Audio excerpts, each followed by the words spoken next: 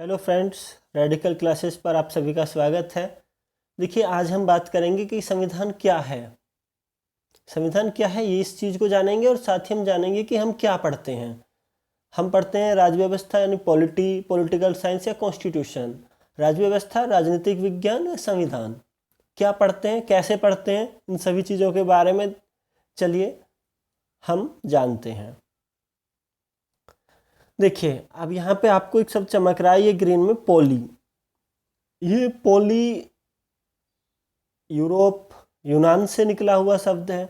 ये तो पोली का मीनिंग है सिटी स्टेट यानी शहर राज्य या नगर राज्य।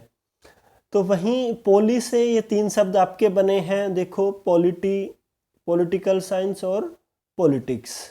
ठीक है, बात करें तो पॉलिटी राज्य व्यवस्था, पॉलिटिकल साइंस राजनीतिक विज्ञान और पॉलिटिक्स राजनीति। ये सब हम जानते हैं इन चीज़ों के बारे में, लेकिन आज जानेंगे कि आखिरकार ये क्या है और हमें कैसे और क्या पढ़ना चाहिए। साथ ही एक अलग चीज़ है जो है हमारा सबसे मेन चीज़, क्या है, कॉन्स्टिट्यूशन, संविधान। तो इन सभी के बारे में आज हम जानेंगे। तो मैं आपको आगे बताता हूँ। इन सबको समझाने से पहले मैं आपको एक चीज़ बताता हूँ। देखो, ये क्या है, राज्य के तत्व। राज्य के 4 तत्व होते हैं। ये बहुत ज़्यादा ज़रूरी है, किसी भी एग्जाम्स में पूछ लिया जाता है। आपका वन डे एग्जाम ऑप्शंस में भी बहुत ज़्यादा क्वेश्चन इस पे कई बार आए हुए हैं। राज्य के तत्व, राज्य के 4 तत्व होते हैं: जनसंख्या, क्षेत्रफल, सरकार, संप्रभुता। देखो, जहाँ भी कोई एक राज्य होगा वहाँ पे ये जनसंख्या होगी जरूर, और जनसंख्या होगी, ऐसा तो हो नहीं सकता कि राज्य वो जनसंख्या ना हो। राज्य तभी होगा जब जनसंख्या होगी। जनसंख्या होगी तो क्षेत्रफल भी जरूर होगा। देखो, क्षेत्रफल भी जरूर होगा, क्योंकि जनसंख्या कहाँ रहेगी, क्षेत्रफल पर रहेगी। चलो ठीक है, जनसंख्या और क्षेत्रफल, ये 2 चीजें तो सही है। सरकार, अब हम बात करते हैं सरकार की। तो जो जहां पर जनसंख्या है वहां एक सरकार जरूर होगी, वो चाहे कैसी भी हो। ठीक है, देखो, जैसे सरकार हमारे यहाँ पे अलग सरकार है। ठीक है, हम बात करें चीन में अलग सरकार, वैसे ही आपका अमेरिका में, दक्षिण कोरिया में, हर जगह अलग अलग तरह की सरकार है। तो यानी जहाँ भी जनसंख्या और क्षेत्रफल होंगे वहाँ सरकार भी होगी। ठीक है, वो वहाँ पे राजा महाराजा की हो, लेकिन किसी भी तरीके से उसे भी सरकार ही बोलेंगे। बात आती है संप्रभुता। ये बहुत एक अच्छा शब्द है। ये हमारे संविधान की प्रस्तावना में भी आता है, संप्रभुता शब्द। हम बोलते भी हैं भारत एक कैसा राष्ट्र है, संप्रभु राष्ट्र है। इसका एक बहुत अच्छा मीनिंग है। संप्रभु 2 तरह से हो सकते हैं, बाहरी और आंतरिक। यानी आंतरिक संप्रभु मतलब हमारा किसी भी राष्ट्र की, किसी भी राज्य की अपने अंदर वो स्वतंत्र है कुछ भी फैसला लेने के लिए। बाहरी संप्रभुता यानी वो बाहर अंतर्राष्ट्रीय लेवल पर स्वतंत्र है। तो जिस भी राज्य के पास अब ये चारों चीजें होंगी वो होगा एक प्रॉपर राज्य। ठीक है, देखो, अब हमने समझ लिया राज्य ये होगा। ठीक है, अब हम यहाँ पे बात आते हैं, यहाँ पे बात करते हैं। राज्य हो गया हमारा। ठीक है, वहाँ जो सरकार चल रही है, जो वहाँ पर व्यवस्था है, वो जो व्यवस्था है वो है राज व्यवस्था। ठीक है, जो भी किसी राज्य में, किसी राष्ट्र में जो सरकार है और वो जिस तरीके से चल रही है वो है राज व्यवस्था। अब हर देश की अलग अलग राज व्यवस्था है। आप देख लीजिए, भारत की अलग राज व्यवस्था है, दक्षिण कोरिया की अलग राज व्यवस्था है, अमेरिका अलग राज व्यवस्था रखता है, चीन अलग राज व्यवस्था रखता है। बेशक कुछ चीज़ें सेम हो, लेकिन हर देश की लगभग अपनी एक अलग राज व्यवस्था है। तो इसी तरीके से बहुत सारी राज्य व्यवस्थाएं हो जाती हैं। तो जहाँ राज्य व्यवस्थाओं के बारे में पढ़ा जाएगा वो है राजनीतिक विज्ञान। राजनीतिक विज्ञान में बहुत सारी राज्य व्यवस्थाएं होती हैं और उसके बारे में हम राज्य व्यवस्थाओं के बारे में राजनीतिक विज्ञान में पढ़ते हैं, उसकी एप्लीकेशंस को। फिर हम बात करते हैं राजनीति।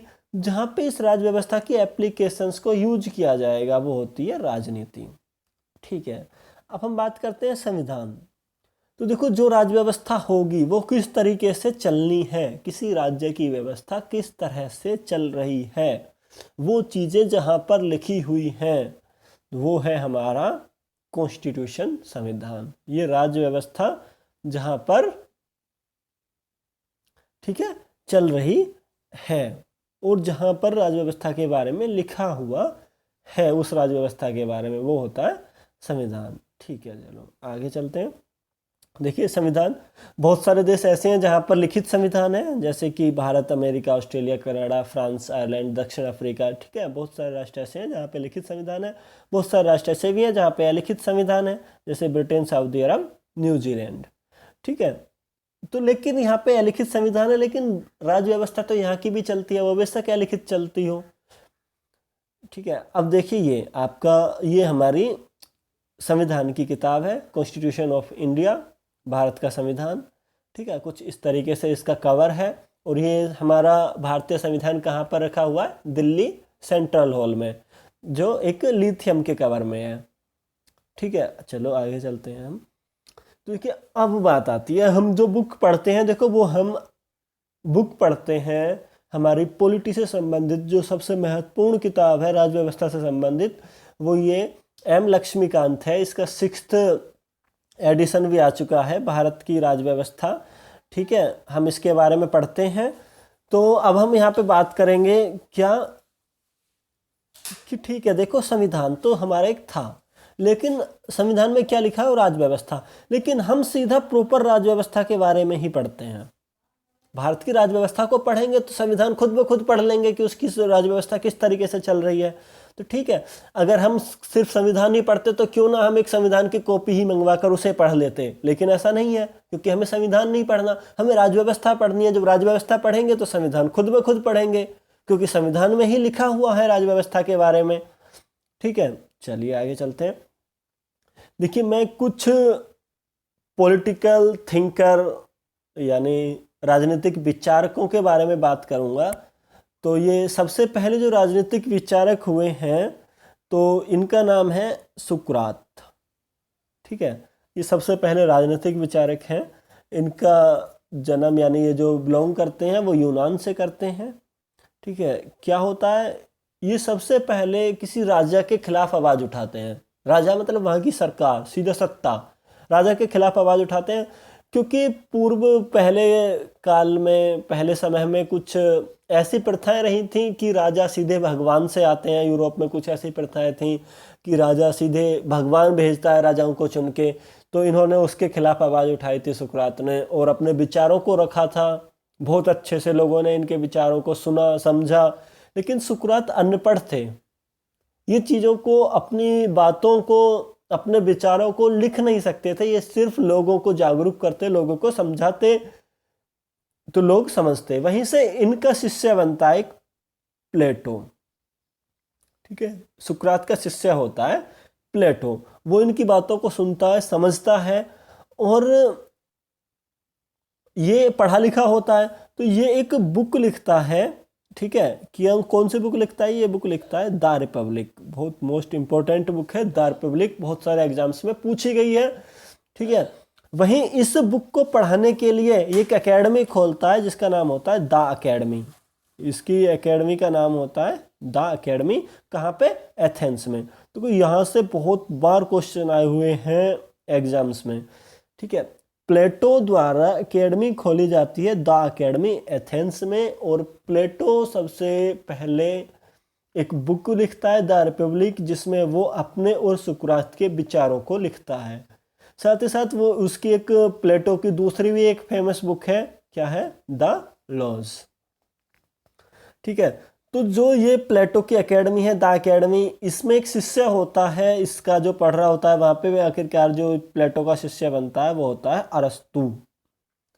ठीक है, अब अरस्तु पढ़ लिख के सबसे पहले एक बुक लिखता है, फिर वो द पॉलिटिक्स। तो पहले पढ़ लिख के इसने एक बुक लिखी द पॉलिटिक्स। आखिरकार एक शब्द आ गया, क्या शब्द आ गया? देखो शब्द आ गया एक पॉलिटिक्स आ गया, नहीं पॉलिटिक्स शब्द। तो इसीलिए अरस्तु को राजनीतिक विज्ञान का जनक कहा जाता है, फादर ऑफ पॉलिटी या पॉलिटिकल साइंस। अरस्तु को राजनीतिक विज्ञान का जनक कहा जाता है। अरस्तु ने भी अपने बहुत विचार लिखे, ये एक बहुत अच्छे साइंटिस्ट भी हुए अरस्तु। इनका एक कथन था कि व्यक्ति स्वभाव से राजनीतिक प्राणी है। बहुत सारे कथन है, मैंने यहाँ पे इनका एक मोस्ट इम्पोर्टेंट कथन यहाँ पे दिया है कि व्यक्ति स्वभाव से राजनीतिक प्राणी है। अरस्तु के ही शिष्य होते हैं सिकंदर महान।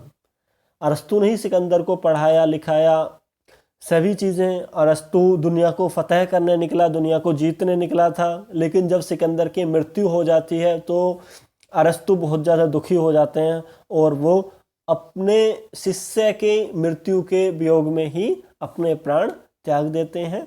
तो अरस्तु की डेथ भी अपने शिष्य की मृत्यु के बाद होती है, लेकिन वो उसी की डेथ को लेकर बहुत ज़्यादा कि मेरा शिष्य आखिरकार असफल कैसे हो गया। ठीक है, चलो आज अब हम किस चीज़ के बारे में बात करेंगे। देखो, हम जो पढ़ेंगे वो होगी इंडियन पॉलिटी, भारतीय राज व्यवस्था। ठीक है, देखो भारतीय राज व्यवस्था की शुरुआत बोले तो संवैधानिक विकास वो साथ साथ शुरू होता है मॉडर्न इंडियन हिस्ट्री से, यानी जो आधुनिक भारतीय इतिहास होता है, जो आधुनिक भारतीय इतिहास 1757 से 1947 से एग्जैक्ट पीरियड टाइम, तो यहीं इसी के साथ साथ भारत का संवैधानिक विकास भी शुरू होता है। चार्टर एक्ट, रोलेट एक्ट, ये सभी एक्ट जो आते हैं, भारत शासन अधिनियम 1935, इन सभी एक्टों के माध्यम से आखिरकार क्या हो रहा होता है, भारतीय संवैधानिक विकास हो रहा होता है। संविधान में सबसे ज़्यादा फैक्ट्स भी कहाँ से लिए गए, भारत शासन अधिनियम 1935 से, जो किसके द्वारा लाया गया था, अंग्रेजों द्वारा ही लाया गया था। ठीक है, तो यहीं से इसमें क्या होता है, भारत का संवैधानिक विकास होना शुरू होता है। देखो एक डेट मैंने दिया 26 नवंबर 1949। ये इंपॉर्टेंट क्यों है, क्योंकि इस दिन भारत में संविधान तैयार हो जाता है और उसके कुछ पार्ट्स, कुछ अनुच्छेद, 16 अनुच्छेद हैं जो लागू भी कर दिए जाते हैं। तो हम साथ ही साथ पढ़ेंगे इंडियन कॉन्स्टिट्यूशन को भी, भारतीय संविधान को भी, जो 26 जनवरी 1950 को पूर्णतः लागू कर दिया जाता है। तो हम जो अब प्रॉपर पढ़ेंगे वो इंडियन पॉलिटी, भारतीय राज व्यवस्था। अब राज व्यवस्था पढ़ेंगे तो उसी के अंदर क्या होगा, क्योंकि राज व्यवस्था कहाँ लिखी हुई है, कॉन्स्टिट्यूशन के अंदर, संविधान के अंदर। तो हम यहीं पे क्या पढ़ते हैं, संविधान को पढ़ते हैं। तो प्रॉपरली हम क्या पढ़ेंगे, भारतीय राज व्यवस्था। अब आपको बहुत अच्छे से क्लियर हो गया होगा संविधान क्या है और हम क्या पढ़ते हैं। आखिरकार भारतीय राज व्यवस्था या कोई भी राज व्यवस्था या राजनीतिक विज्ञान में क्या अंतर है। ठीक है, ओके, थैंक यू, आपका बहुत बहुत धन्यवाद। रेडिकल क्लासेस के इस चैनल को सब्सक्राइब जरूर कीजिएगा। धन्यवाद।